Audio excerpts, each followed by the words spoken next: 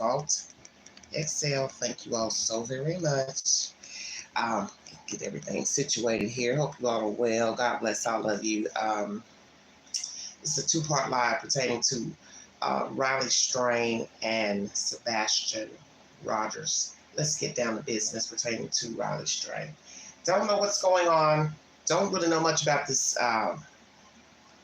this belt situation. It's all rather bizarre, but I think it's bizarre only because the obvious, we don't know what has happened to the young man. So naturally, everything's going to seem a bit peculiar and a bit strange. Okay, so what is the deal with the belt? Was he wearing the belt?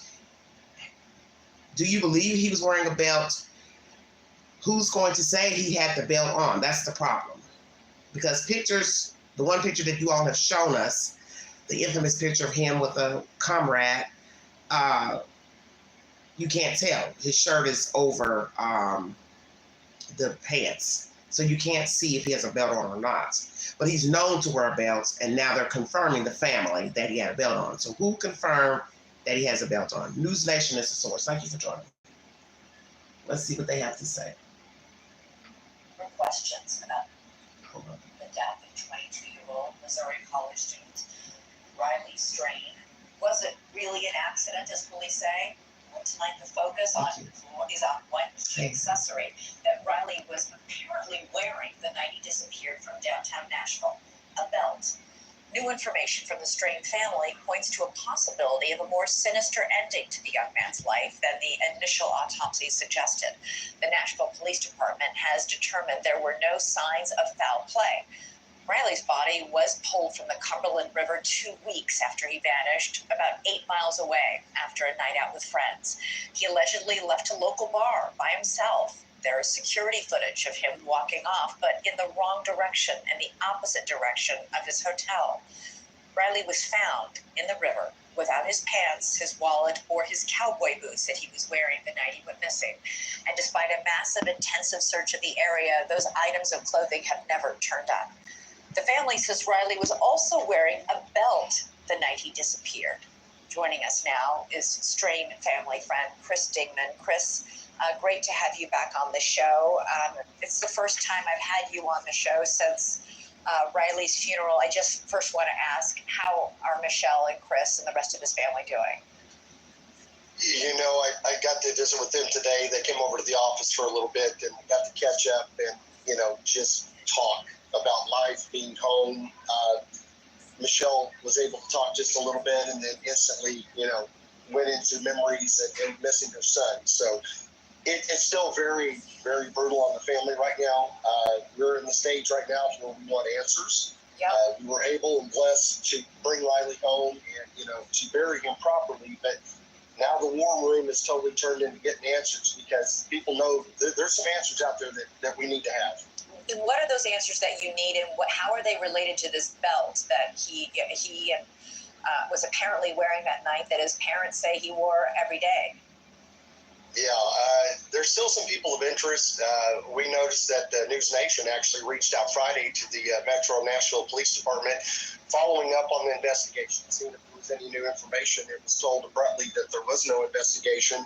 They were waiting for toxicology. So unlike, more like what we have found this entire time of doing this, trying to find Riley, is we're going to have to find our information via the internet, via TikTok, via incredible reporters like you guys chasing down leads, because I strongly feel that we're not going to get any support from Metro Nashville. Wow. Our two strongest leads that we have received has been from the internet, not from the police, stuff that was given to the police. So, and what are those leads?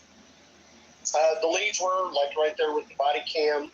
You know, we had people that had found the debit card shortly following that. Mm-hmm. The couple that actually come forward from listening to a podcast that was in the last video that he was seen by the construction barricade. You know, there's so little, but when you're watching the film that you're showing right now with the police cam, when it spins around, there's actually there's some people that's farther down the way that looks like they're sitting outside their vehicle.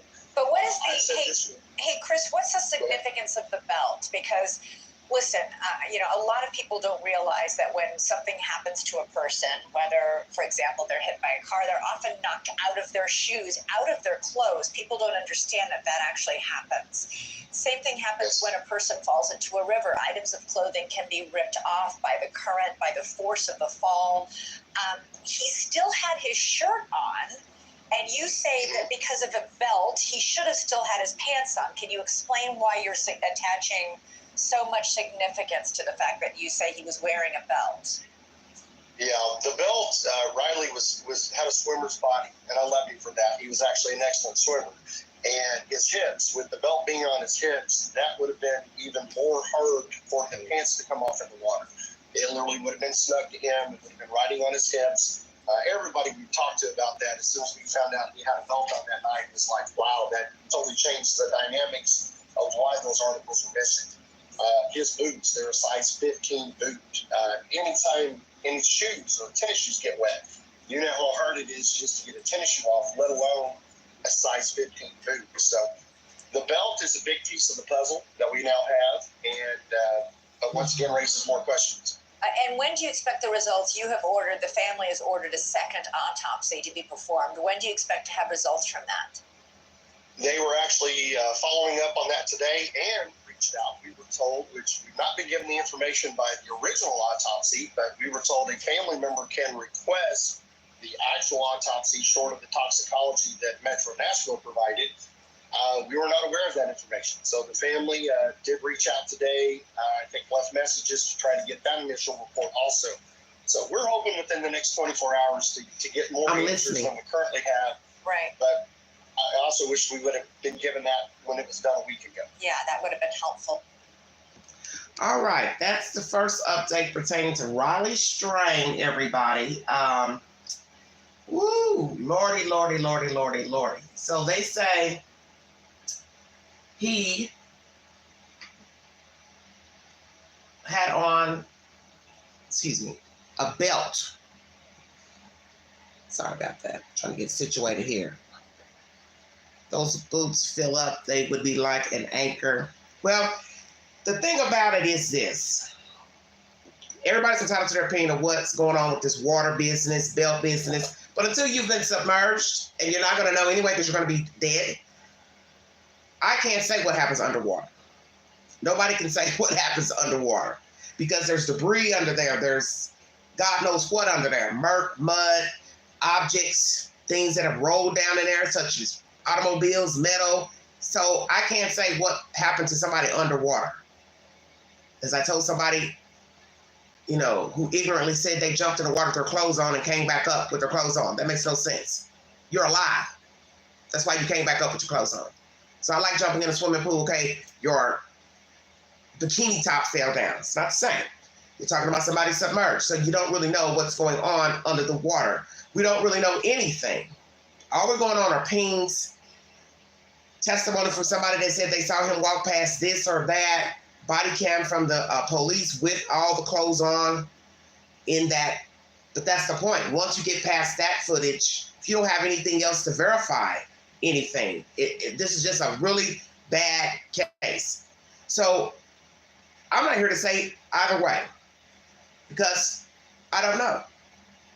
And I definitely can't speak of being underwater. I've never been underwater because if you're underwater, 9 times out of 10, you would not be alive. So you can't come back to tell anybody, hey, I was under there for 2 weeks and I got hung up. My leg got hung up. This got hung up. The belt, Vargas, she's funny, asking him about the belt, which is common sense. He's talking about the belt because common sense would say the belt would hold the pants to the body. But then we don't know what the hell happened that night. We don't know what he was into. We don't really know anything. So I'm just trying to understand, where are they taking this? Are they taking this to a point of saying they do believe in foul play? They do believe foul play was exacted towards Riley because he had allegedly had the belt on. I want verification of the belt.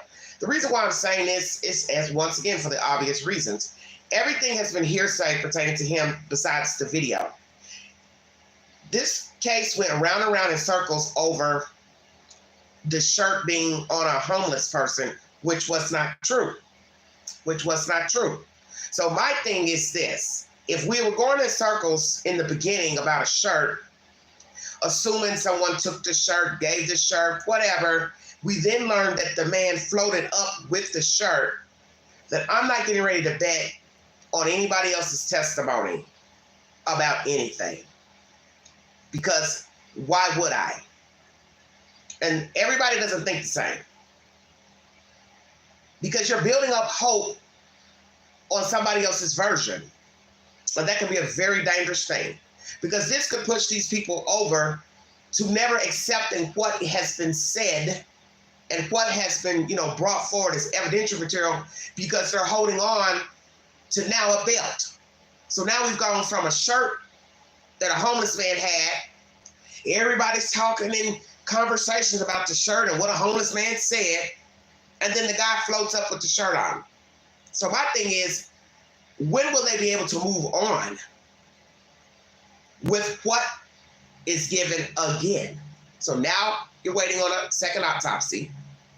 Services were last Friday. Okay.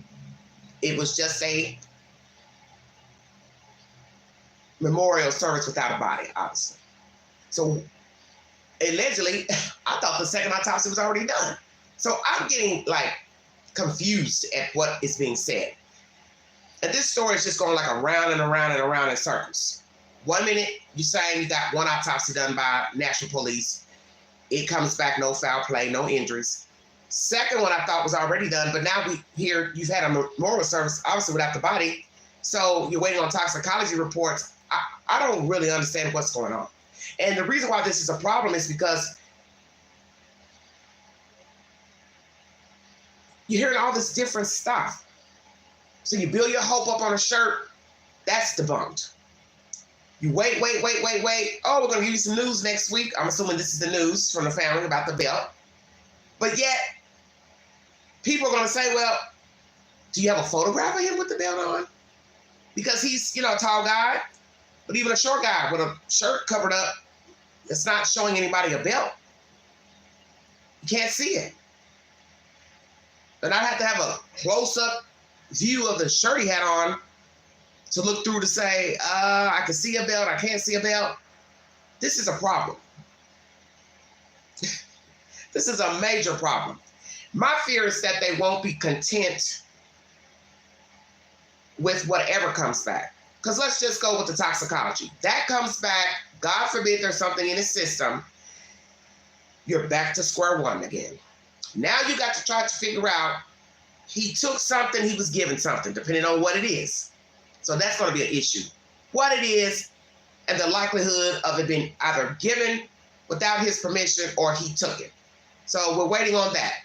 What will be in the toxicology report? I don't know where this is going, quite frankly. I'm just the type of person, once I get a version of something and it doesn't pan out, such as that shirt business, I'm not jumping on anything that somebody else has to say, because you have to use deduction. Okay, here comes somebody else with a version. Do I believe what this person has to say?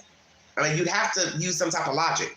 Do I believe what this person has to say about what he had on, how he looked? Because now we're hearing something about a construction area. So what's the proximity of that area to what? I don't understand none of it.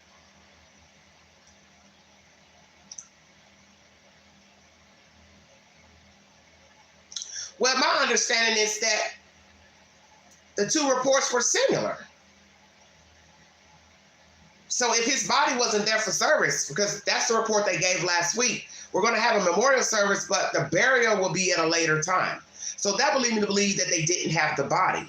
So I don't know.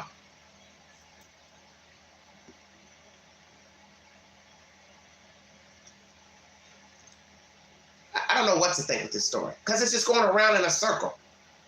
That's all I'm saying. It's just a big old circle. He said, she said, she said, she said. Oops, body floats up, shirt on. So that debunks the homeless version that some homeless guy allegedly said to some people. The woman who helps the homeless who saw him in the shirt. As I said weeks ago, a shirt's a shirt. A shirt is a shirt. A shirt is mass produced. No way I believe that one shirt was ever made. Okay, so could have been an identical make. It could have been anything. And now the shirt is pointless to talk about because he floated with the shirt on. So now you just have an issue of boxers, socks, shirt, watch, no wallet, no phone, no belt, no pants, no boots. I don't know where it's going. I have no earthly idea. Chad Daybell, still trying to pick a jury. They're estimating, and this is so crazy, 8 to 10 weeks for that trial. That's a long time. 2 months of listening to gory details. Wow, that's a lot. But I'm just giving you that update. So I was, trying to check before I came on live, and so far they're still wrangling with the jury selection. What I'm going to say about the jury selection is what I'd say about any trial. Hopefully, he had boxers on. Everybody tells the truth during the questionnaire. Please, whoever you are, please tell the truth in your questionnaire, because we do not want a Scott Peterson repeat where somebody comes out and starts telling stuff you said or did, and you didn't admit that during your questionnaire and questioning from the state and the defense. And then this creep, let's say he gets a guilty verdict. We look up 2, 3 years from now, 5 years, whatever, he gets a retrial. Go to the Supreme Court, however you want to work it, he gets a retrial. So whoever has been chosen, I hope you've told the truth on your questionnaire and your Q&A with the state and the defense. Same thing for potential jurors. Please tell the truth. Although you're not supposed to be watching social media to watch this live stream, but you get what I'm saying. Please tell the truth. Chad Daybell is facing the death penalty for the deaths of Lloyd Vallow's 2 children, boy and girl, and also his ex-wife or wife. He died, so he would have been a widower. But Tammy Daybell, her family has spoken out pertaining to this upcoming trial. Also, the grandfather of J.J. Vallow, he has spoken out. And also a juror from Lori's trial has weighed in. I've posted all that to my community board if you are interested. I think what it's going to be, or what I think is really tragic, besides the deaths of these people, is that his family, children, his own children, would still hold hope that their father did not commit these atrocious crimes. Because it's one thing to try to grapple with someone killing their own mother, okay?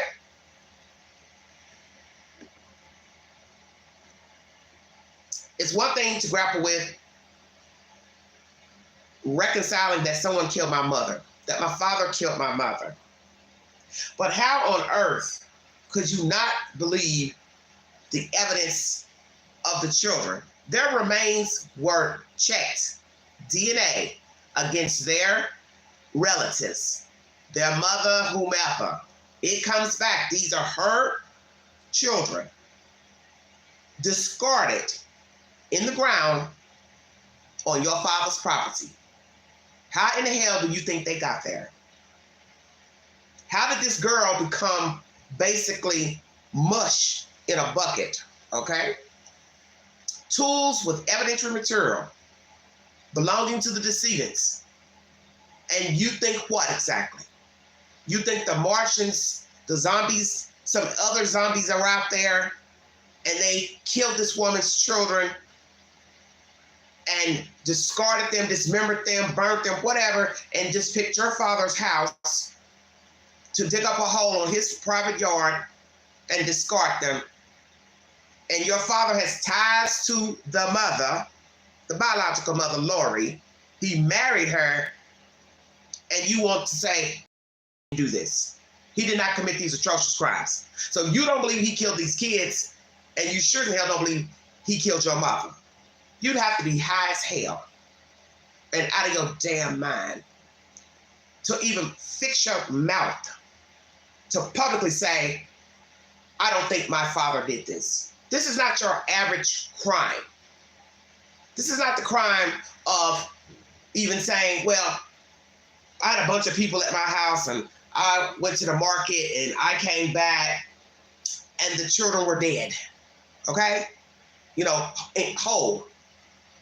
And you want to act like, oh, I don't know what happened. Okay? I don't know what happened. I was gone 30 minutes, an hour shopping. I come home, her kids are dead. You know, and then you have to weigh how they were murdered. See, this is BS. These children were, one, suffocated, wrapped up, the boy child, the daughter, don't know how she died, but her remains are horrific, burned down to mush. And you're going to say, oh, wasn't me. Although they're in a grave, little small, shallow grave, but I didn't do that. I believe they're a shallow grave. I didn't do that. That wasn't me. And he's never talked. He's never said anything. He says he's innocent. So what is he going to say when he goes to court? Is he finally going to flip on Lori? Is he finally going to say, I did this for her, or she did this, her and her brother did this. I don't know anything about the killing of the children. I didn't kill my wife. They must have dug this hole up back there and discarded these children, and I have no knowledge. What 12 members are going to believe that? But I know in this wicked world we live in, and people who are so delusional, like his own children, somebody would believe. 1 out of 12 would say, I don't think he did it. There were so many people connected to them. Maybe it was Lori and her brother. And you can't ask the brother because he's dead. Definitely can't talk to his wife because I think she's loco too. And I think she knew about the plan to murder the children and possibly Tammy. Because people pillow talk. And they're all believing in this sick ideology. So I believe her niece knew. Chad conspired. Her brother knew. I won't doubt he told his wife. And God forbid who else they could have told. And the police haven't found out that they've repeated this information to somebody else. Hello, Pink Eyes. Thank you for joining me. It's vicious. But Mr. Daybell is facing the death penalty for these 3 murders. And naturally, Lori, it has been moved to Arizona to face a trial pertaining to her ex-husband, Charles Vallow, and praying for a guilty verdict. But in the end, it really won't matter because she's never going to see the light of day for the deaths of her children. So that conviction came last year. Most of you who follow the content know the bio on the story of Lori Vallow and Chad Daybell. But it's a wicked story. And when you go back in time of the interviews and that guy from East Idaho News following him around, following him, to Hawaii, the behavior, the not saying anything about the children, the judge telling them to come to court, telling her to come to court, and bring information about these kids, show these kids. She couldn't show the kids because they had been long dead. It's a tragic story. And you see this every day now with true crime. People just don't care about kids. For whatever sick reason that they check out, they check out. And this is why you can't speak on people anymore. You cannot say, I know him, I know her. She would never, he would never. There's no such thing. You don't know people. And I think it's obvious. Just like with these people speaking about a 15-year-old, what he would and wouldn't do. Sebastian. Riley Strain, 22, what he would and wouldn't do. There could be that one instance. that he didn't wear a belt, okay? He didn't wear a belt. I don't know because I don't know him. And I'm not here to even say that these people are lying. All I'm saying is the information coming out is just so sporadic and it doesn't even have a timetable. You would think if you had proof that a person wore a belt, now I'm back on Riley. If you had proof he wore a belt, you could have told us that day one.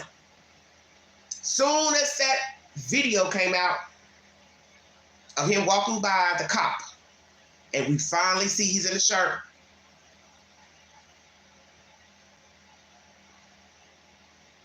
When the body floated up, we got information he was in the shirt. Then it took you a while before you told us he had the boxers and the socks on, which that was bizarre. And now you wait days later, a week, to now tell us about a belt. What was wrong with saying all of this day one when the body floated up? This is how we found the victim. He's got this on, and this is missing. Oh, we didn't get any of that. This is why I said this case is weird to me. It's like it's all over the place. And you also heard Mr. Demon say in his commentary, he ain't betting on national police to do their job or aid into the theory that it's foul play. And now you're banking on, once again, he said, she said from some people that watch a TikTok video. I wouldn't personally. Personally, I wouldn't be banking on no he said, she said from anybody. Not after the mess with the shirt. That's just me. But I'm not Riley's family. They now believe he had a belt on. Don't know if they've got actual proof of a picture of him with the belt on. Because right now, if you don't have a picture, all you have is somebody saying, I saw him get dressed and he put a belt on. Then you go to yourself, do I believe that? How would I know that somebody saw him get dressed and put a belt on? I'm just saying. Could it be that one night, one day, he didn't wear a belt? The fact that there's no foul play, no wounds, strangulation, trauma to the head, body injury, strangulation. How are you going to make that make sense if a person put hands on him to hurt him, to unalive him? Where are the wounds? Nothing here, nothing here, nothing here, nothing upper torso, nothing on the bottom. That's going to be a problem.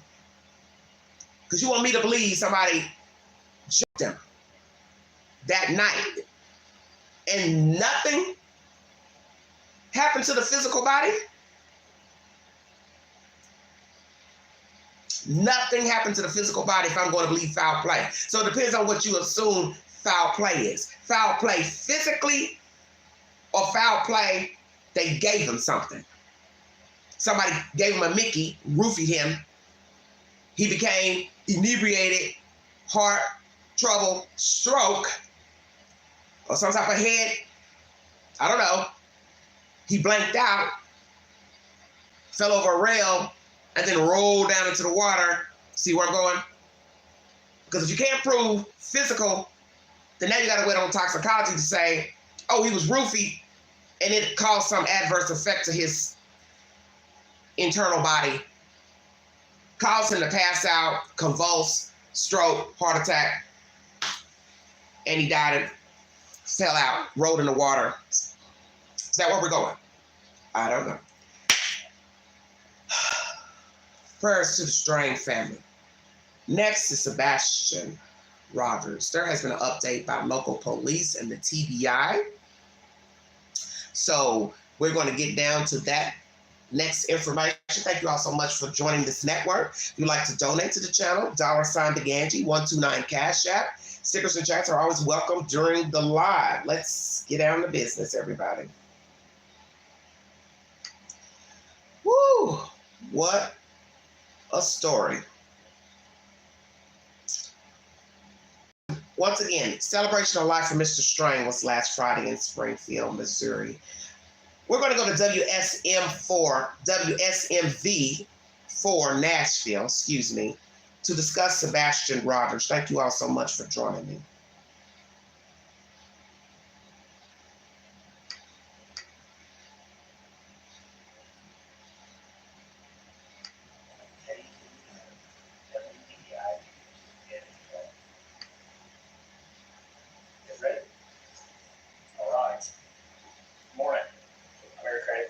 Sheriff's Office, and we're going to come to you today with an update on the Sebastian Rogers case.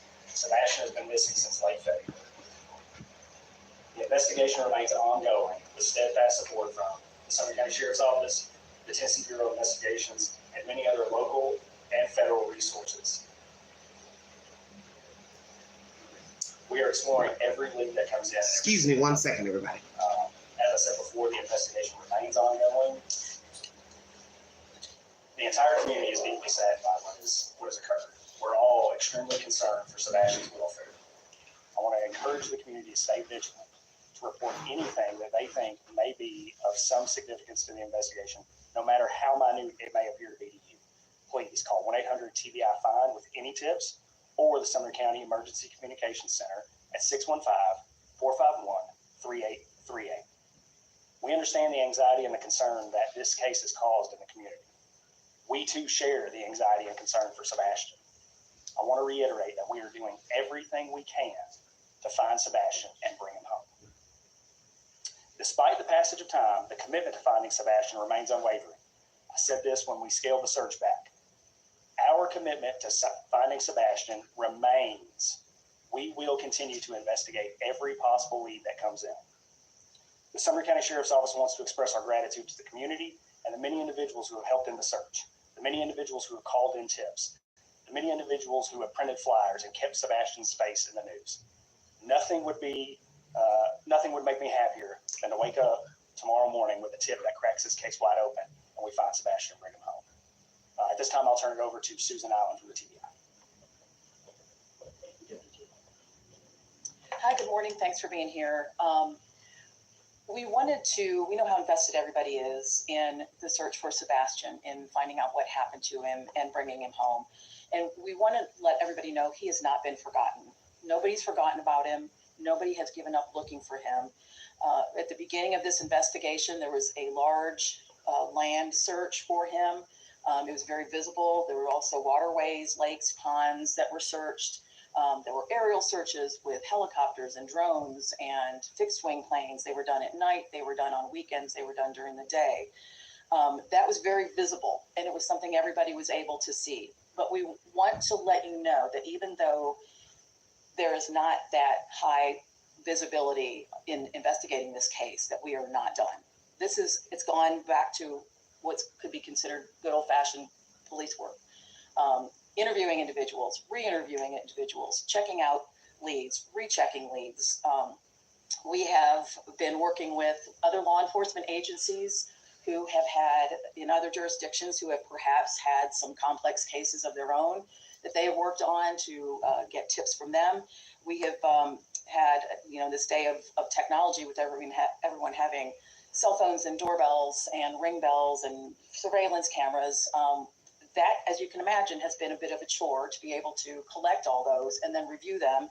It's important so we know what's out there. We have been reviewing that, reviewing it again. We have had other agencies involved. The FBI has been helpful in that. Secret Service has also been helpful in that. So we are just trying to do whatever we can to advance the investigation. It has not gone to a place where anybody has forgotten about him or is not pursuing this. The parents have been cooperative throughout at the beginning of the investigation. They have pretty much done whatever law enforcement has asked of them. At this point, we don't have any evidence. There is not any kind of an indication that there is a criminal element involved. But we are keeping options open. We don't know what has happened. We don't know where Sebastian is right now. So we are pursuing any and all avenues. We do want to caution there are some social media elements out there who purport to have information that is direct from the investigation. I just want to reiterate that is not the case. Some of the information that is being provided on some of the social media channels is inaccurate, incomplete. We don't want this to damage the investigation. So we would just caution anyone who is following the case to just use some caution as to what you see. And good luck with that, honey. It's caused a bit of a distraction Good luck because with a lot that. of what has been out there in some of the social media channels has been rumors and speculations and theories, and some of that has been advanced and people have caught a hold of it as if it's what's really happening. That has resulted in us getting information that is either, like I said, distracting. It's taking away time and effort from what the agencies need to be doing as far as looking for Sebastian. We have had so far, as of this morning, 314 tips that have come in through the tip line. It's been mentioned, but I'll say it again. It's 1-800-TBI-FIND. We are also taking tips through email, which is tips to TBI, TBI, at tbi.tn.gov. What's next? We want people, as Chief Deputy said, to continue to remain vigilant, get Sebastian's picture out there, continue to share his picture, his information. Now that it's getting to be nicer, well, not today with weather, but now that the weather has turned warmer, people may be more inclined to be in their yards. If you go out and see anything that looks different, let us know. Something where perhaps a teenager could have hidden.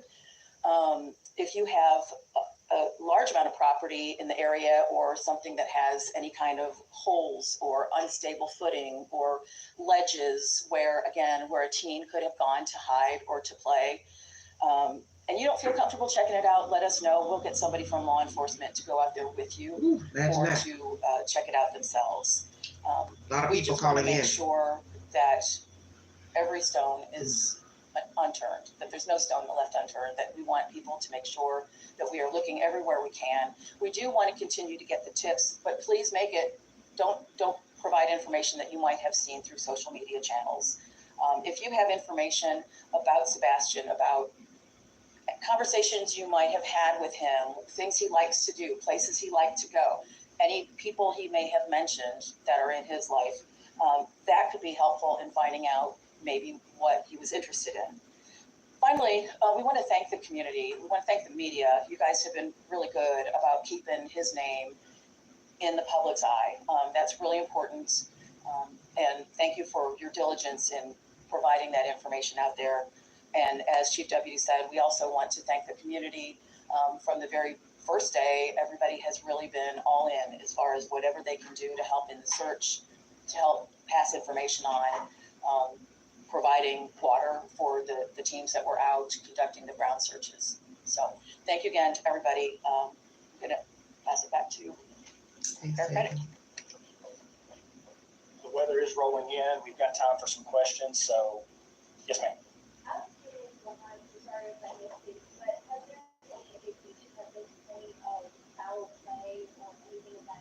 There is no evidence to support foul play is involved in the conspiracy. No evidence to support foul play. We're not ruling anything out. Not ruling anything out. You guys covered so much ground, searching, going back, researching, checked out every case of possible finding, nothing confirmed. It's that time of day, darling. Anyway, nothing. Troll City. No video, nothing. Nothing that is taking us to locate Sebastian. And are there any working theories? We come up with theories almost daily and try and investigate and make sure that we're doing everything we can. to Theories. find Sebastian. Sure. What are they? No, sir. Ruled out that was wrong, that got involved in this case, that follow up. I think the TBI said it best. They've been nothing but cooperative with law enforcement since day one of this. Parents have been cooperative since day one. Support foul play on the part of Sebastian's parents.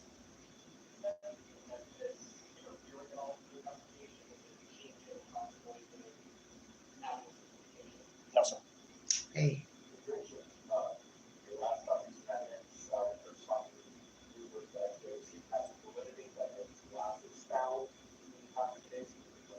There were some glasses found in the past few days. We are still investigating. some glasses were found. Were they his? Oh, wow.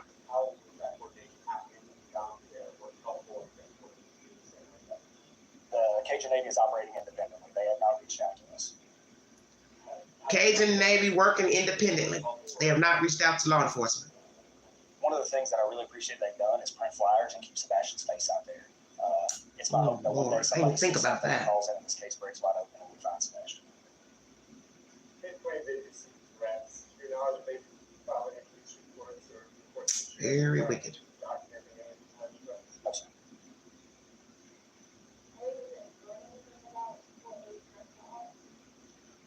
They would have to call the police and report them.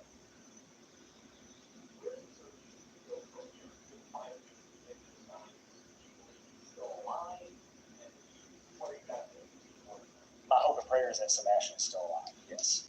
We're going to continue to work on this investigation, follow up every tip and lead that comes in. Some of this may revert back to us going over some things that we've already done for the 6th, 7th, or 8th time. A fresh set of eyes never hurt anything. We're going to continue to work to find Sebastian.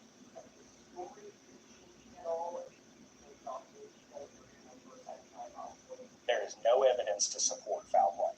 No evidence to support foul play. We have tips called in daily. Wow, wow, wow. Regardless of their legitimacy, we're going to follow up on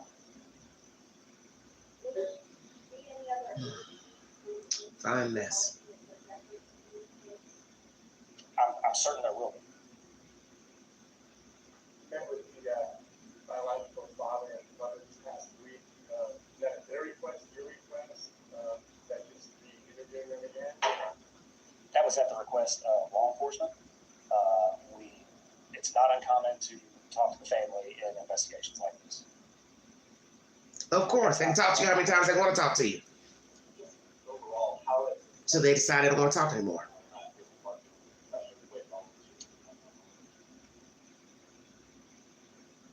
Let me put it to you like this. If my kid was missing, this is the team I'd want on it. The men and women of the Sumner County Sheriff's Office, of the Tennessee Bureau of Investigations, the FBI partners, the other local agencies, the Secret Service, everyone who's had a hand in this case is doing everything they can to find Sebastian. Morale's high. We are here and we are dedicated. Thank you all for being here today. Thank you for keeping Sebastian in the public. Please continue to publicize this photo. Thank you all. All right, everybody. That's news for, if you're curious, WSMV. This is not good. Let me see what I got here. A lot of comments on that Facebook posting.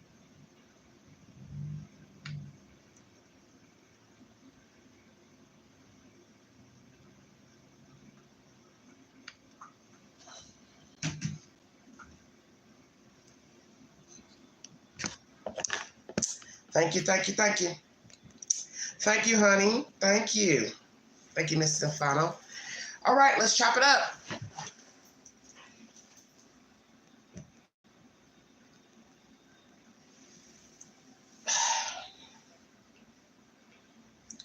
The glasses. Yes.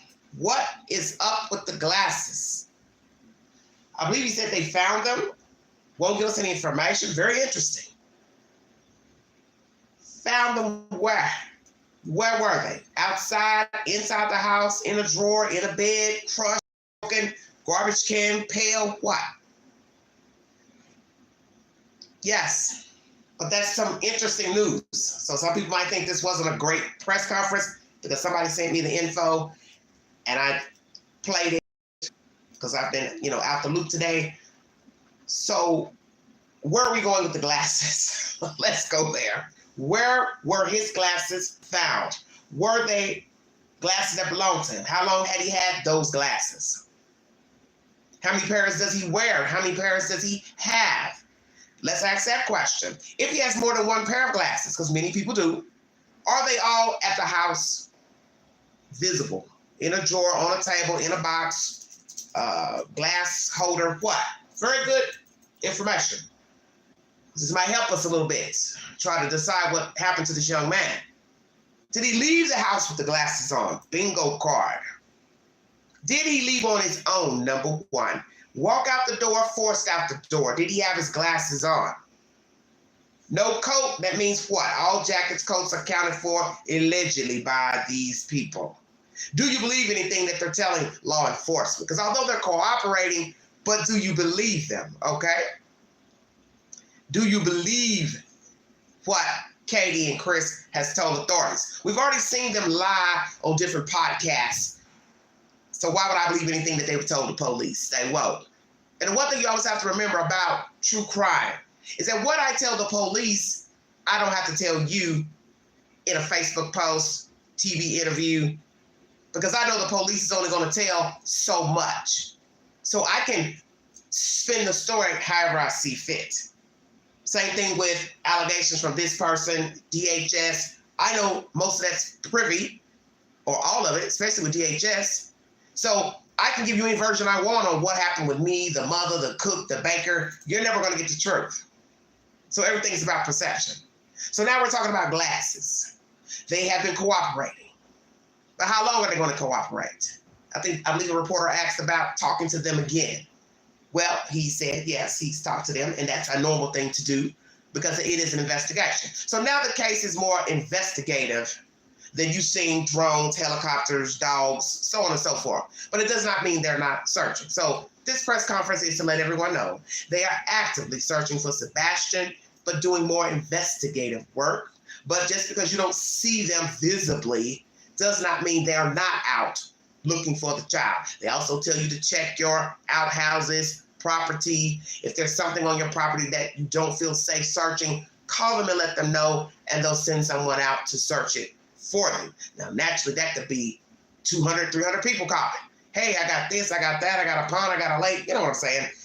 That'll be a lot of work, but they're exhausting all measures toward trying to find this young man. So many questions, no answers. Kind of like with the Raleigh strain. You don't know what to believe. One's an adult, could do what he want to do, no evidence of foul play. And then you've got this case, a 15-year-old child, autistic, no information, evidence of foul play. So what happened to him? So you got to deduct. Kidnapping, human trafficking. How long do you think that would last with a child? They won't.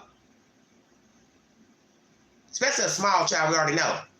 That child would 9 times out of 10 end up deceased, just for common sense reasons. So now you factor in a 15-year-old child. Is this a case of human trafficking? Someone got wind of him where he lived and lured him out. Number one. A regular civilian he knew of or he met somewhere lured him out, sent him a message. He came outside. They have him hostage, assaulted, and or discarded. Someone in the family lured him out, wanted him for whatever reason. Because kidnapping a 15-year-old would be a bit much. And it's not to say people have not kidnapped teenagers, but you don't hear of it often. So did somebody in the family want custody, such as the father, or someone he paid to go get the boy out of the house, lure the boy out? And the next option, foul from the custodial mother, stepfather. We don't have any receipt that the stepfather was not there. We just have his word. And we have learned your word is not bond. It's supposed to be, but it don't have to be bond if it ain't got no receipt. So who all was at the house? Allegedly, just the mother and the child. They went out for the day to different places, came back home. He went to bed at a certain time, changed it up. She heard a sound, told him to cut it out.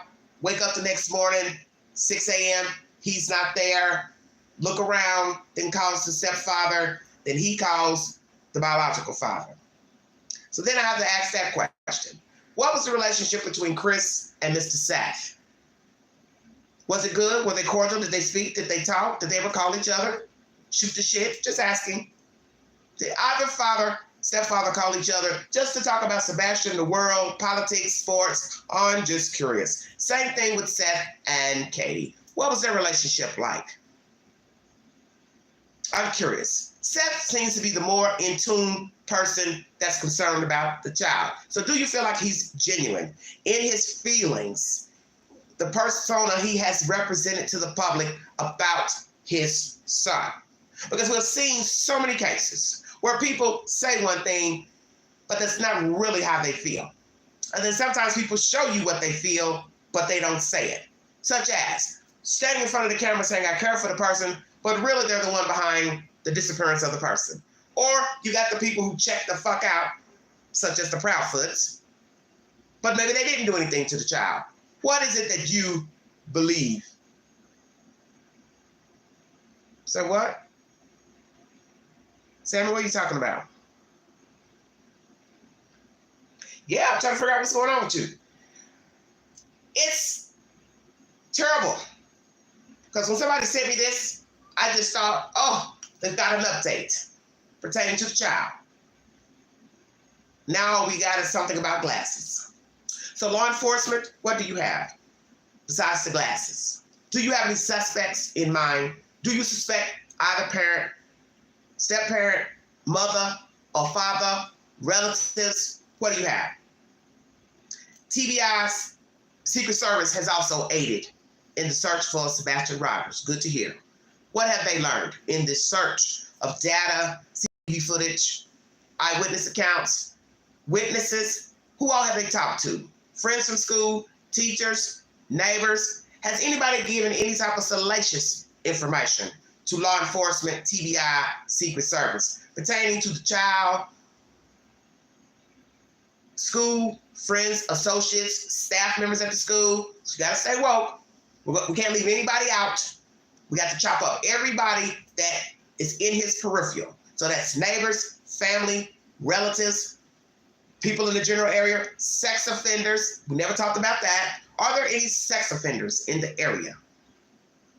Anybody ever bully him at school? Bully him on the school bus? Bully him in the neighborhood? Something we've never talked about. Could somebody have lured him out? Somebody who's bullied him, pretended to be a friend? See, those are things we haven't asked. Most people have focused just on the Proudfoots with their weird, whack-ass behavior and their profound obsession with YouTubers. You also hear that mentioned, that has been a distraction in this case. YouTube, Facebook, whatever, social media, hype, rhetoric. She makes it clear to let you know evidentiary material that social media people say they have is not true, not factual, and has not been verified.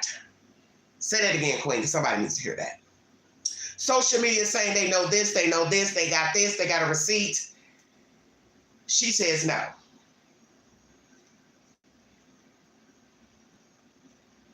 See, I agree with what they're saying here. TBI. You cannot believe everything that you hear on social media. Although social media has helped out in certain cases, such as Gabby Petito case with the cup, the shoe, or whatever, Raleigh Strain debit card found on the rocks. But the point still remains, there are certain things that a YouTuber cannot do, a TikToker cannot do. And they cannot go into people's cell phones, computers, iPads, and get information. They cannot work CCTV footage in the city, rural areas, light cameras, cameras from here to New York. They can't do that. Only law enforcement. FBI, CIA can do that. And those are things you're going to need. Verification of where a person was. Somebody who can put a stamp on, yes, I saw him there. Yes, there's data. That's what I'm really curious about. The data. Naturally, if this was a planned crime to get rid of Sebastian Rogers, one would have bought a burner phone, as not to use their own phone in transporting the body to its said location for disposal. Now, if this was a spur-of-the-moment crime, accident, you're going to have to think quick on your feet. So that means you'd have to turn a phone off. Ding, ding, ding. Stay woke. Turn your phone off. So what data pertaining to the GPS of the phones, what have they revealed? The child's phone, Mr. Proudfoot's phone, Katie's phone, and also Seth's phone. Where does the data put each person on that fateful evening into the morning at 6 a.m.? And that's another thing. You're listening to the version from Mrs. Proudfoot. of 6 a.m. But if there is no verification of life after Friday afternoon of him getting off the bus, wait a second. I do believe Seth said it was verified that he was, he did go to school, and I think there was something about the footage of the restaurant. So let's go after that. After dinner, Sunday, is there proof of life after dinner? That's where we are. Proof of life. Stepfather's whereabouts, polygraph lies. He and all of them have been vetted, cleared, but yet you all aren't speaking for whatever reason. You've taken off and moved. It's nonsense. And it's not behavior indicative of people who seem to care about a missing person, to me.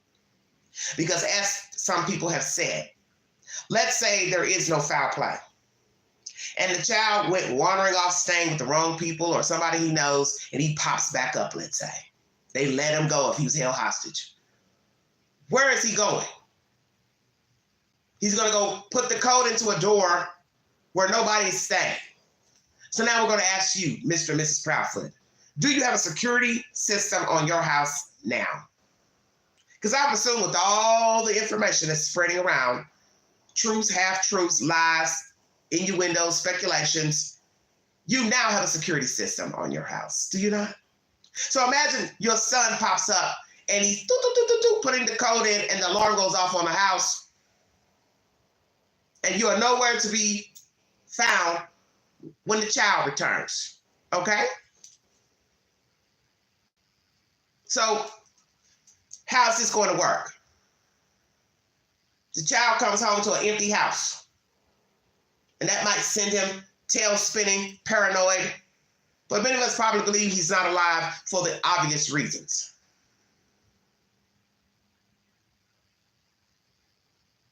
Because too much time has gone by. And usually 48 hours, investigations, investigative tools, they have somewhere to go with the case. No foul play so far, no mentioning of suspects, which is natural. Where is this going? Is this boy alive? And if he is alive, you're going to definitely ask, well, who the hell is holding him and why? What are you doing with a 15-year-old autistic child? Nefarious reasons, or it was for safety? So now we ask, was he abused in that house with Mr. and Mrs. Proudfoot to where somebody got wind of evidentiary material that he was being abused, or the child told people he was abused, wasn't happy, and somebody went in and lured him out of the house? Because we do not hear of breaking and entering, windows broken, doors jimmied, so that means he left on his own. Unless these people have a propensity to leave their doors unlocked, and then poof, the stranger walks in, walks through the house, goes into this child's bedroom, and carries him out, or walks him out of the house without him screaming, hollering, so on and so forth. What happened to Sebastian Rogers? I think it's very sad that TBI has to tell the general public about not listening to social media rhetoric and stories and lies. That's to me so ridiculous. That a law official, a government official, has to tell random people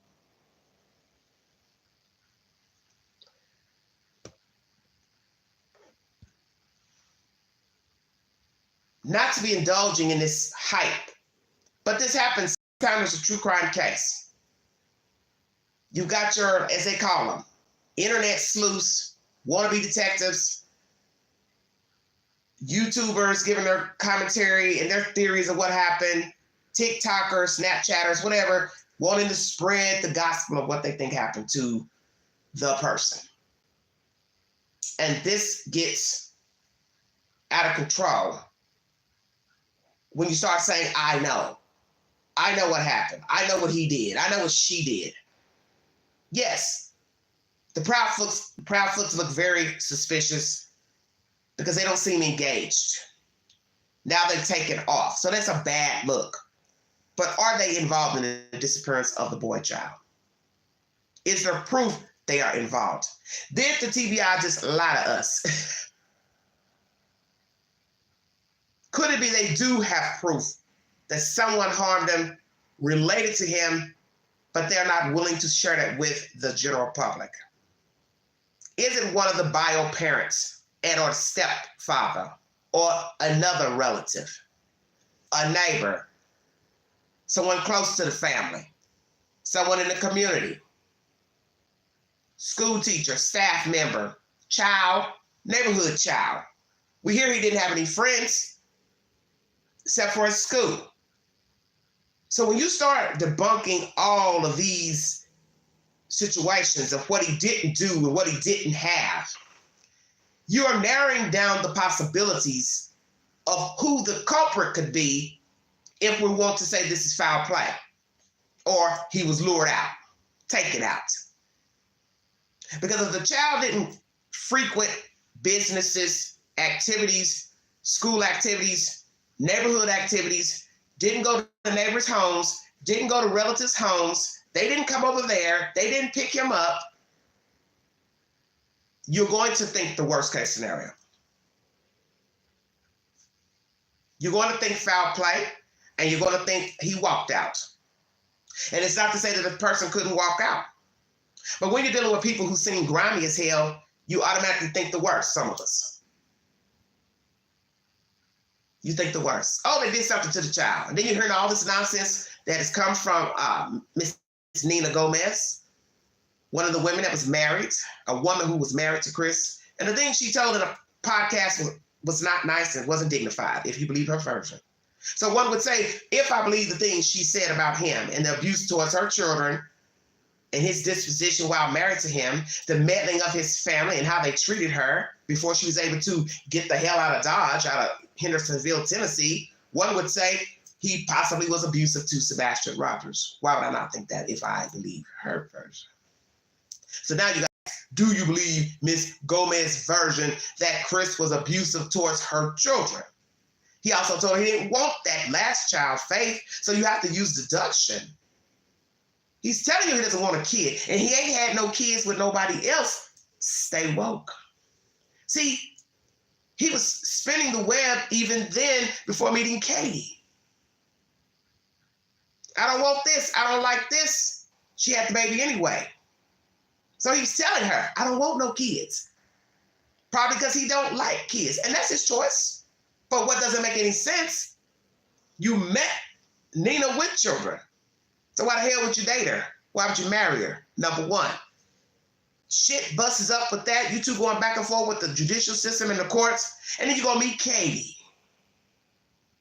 And she has a 15-year-old or a younger child at the time when you met her. That don't make no sense. So what is weird to me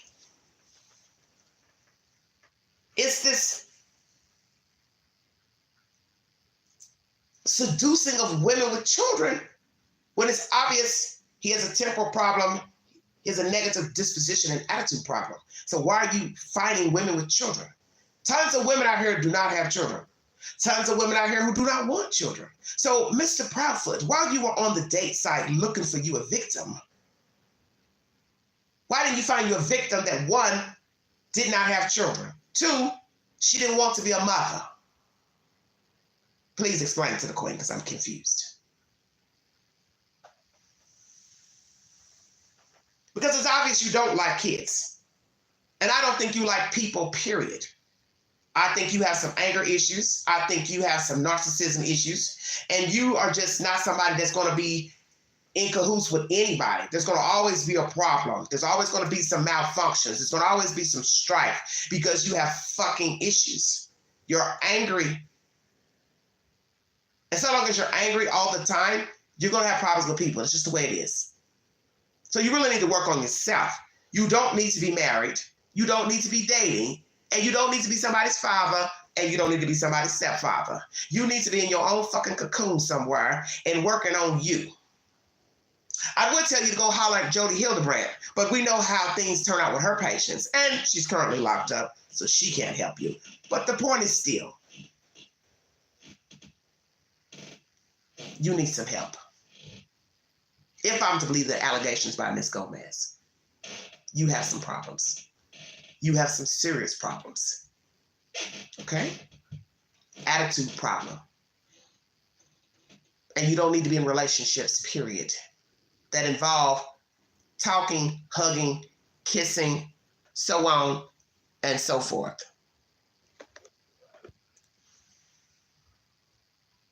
And you don't need to be in the company of children, and you don't need to be rearing children. And as I said before in my last live stream pertaining to your relationship with Ms. Gomez and your daughter, Faith, I don't see a judge giving you custody of her. I don't see the judge even giving you visitation, because they have to consider the fact that in your household, a whole child is missing. Whether they have evidence that you did something to the child or not, it's a bad look. And why send a smaller child into the custody of somebody who, one, doesn't stay home, stays on the road working? That doesn't make any sense. So we can talk about that as well. Why would a judge give you custody, even if Sebastian wasn't missing? Even if Sebastian was not missing, why would a judge grant you custody of a little girl when you work on the road and you stay gone weeks at a time? So then the judge would have to say, well, Mr. Proudfoot, do you plan on changing your schedule or changing your position to come home at a decent hour where you could be a father to this little girl? Because then that would be a problem. Then that means your wife will be the one rearing her, Katie. And then we have to ask ourselves, who is Katie Proudfoot? Is she somebody that should have had children and reared children? Okay.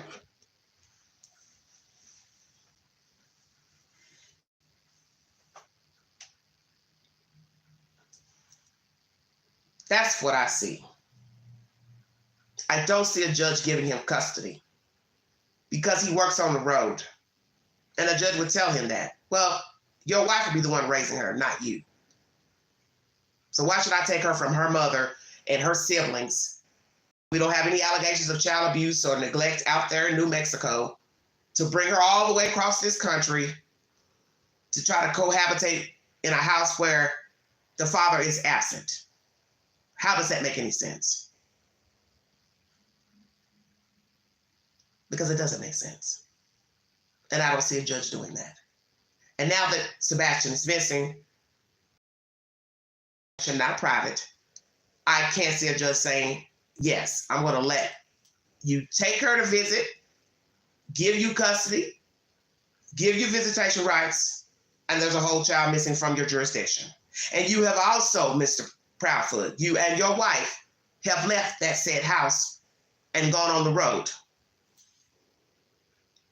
not thinking that your child could be found alive and returned to an empty house. What sense does that make?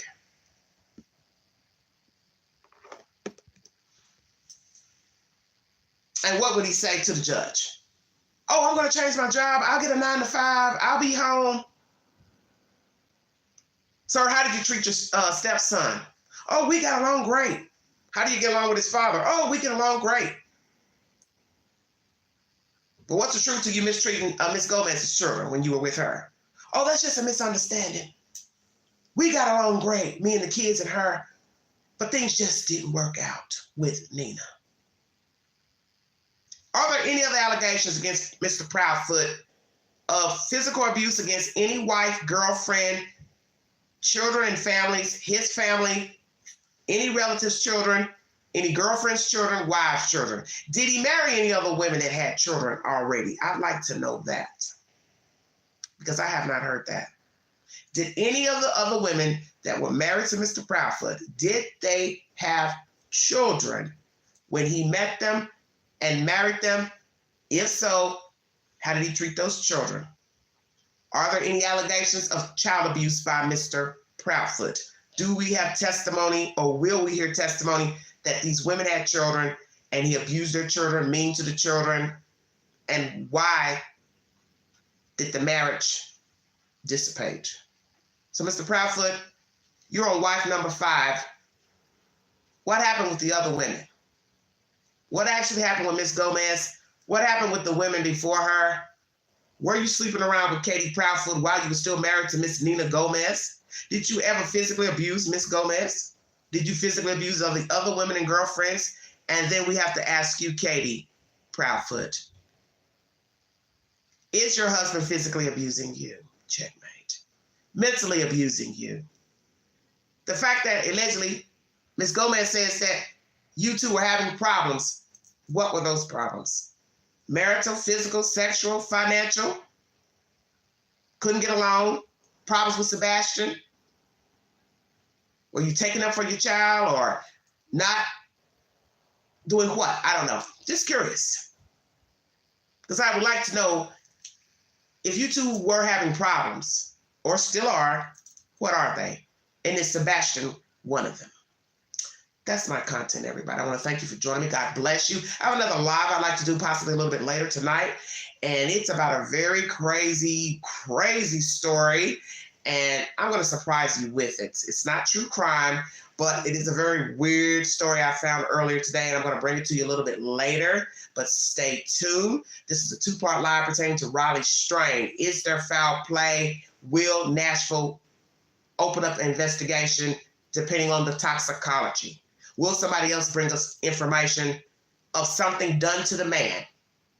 But there are no wounds, so how would somebody have hurt him? So that leaves toxicology. Roofied, hurt himself, hit his head, oops, still no injuries. So that means he passed out, had a stroke, heart attack. What happened to Riley Strain? No belt is the new information. Allegedly, he was wearing a belt. Is that true? Sebastian Rogers, 15 years of age, missing out of Hendersonville, Tennessee. New information, presser today. Still investigating, still wanting everyone to search. Glad that they're putting information out there with flyers, pictures. He is not forgotten. TBI, CIA have helped in the investigation. No suspicion of foul play. Parents have cooperated. What is the truth? Like, share, subscribe, drop your comments below. Please go to my community page for said updates and breaking news. And if you'd like to donate to this great network, $, the Yankee 129, Cash App, stickers and chats always welcome during the live stream. Thank you.